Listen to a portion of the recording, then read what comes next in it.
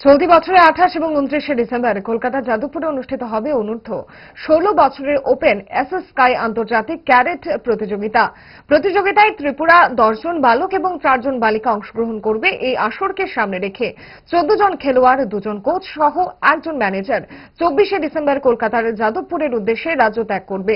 রবিবার ধলেশ্বর স্থিত প্রান্তিক ক্লাবে এক সংক্ষিপ্ত অনুষ্ঠানের মধ্য দিয়ে খেলোয়াড়দের সংবর্ধনা দেওয়া হয়।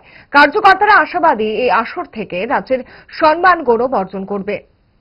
আমাদের প্রান্তিক প্রাঙ্গণে যে SS open international karate competition হতে যাচ্ছে কলকাতায় যাদবপুরে, সেখানে আমাদের এখান থেকে 14 জন প্রতিযোগিনী যাবে।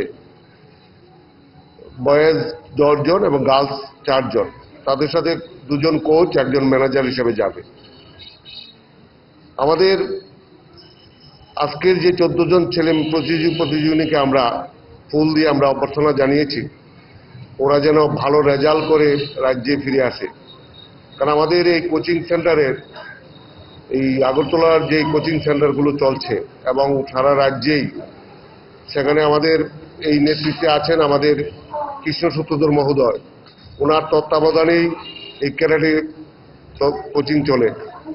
তা আমরা এই বছর যে 14 জনকে পাঠাচ্ছি, আন্ডার 16, 16 বছরের নিচে ছেলেমেয়েরা যাবে। আমাদের আশা আমাদের ছেলেমেয়েরা ভালো রেজাল্ট করে আমার রাজ্যের মান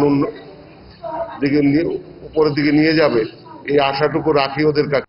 কোন রকমে নাকে মুখে গুছে সারাদিনের জন্য বেরিয়ে পড়া, অম্বলের আর দোষ কি? তাই তারা 5 দশক ধরে গ্যাস, অম্বল ও পেটের সমস্যা একমাত্র সমাধান গ্যাস নল।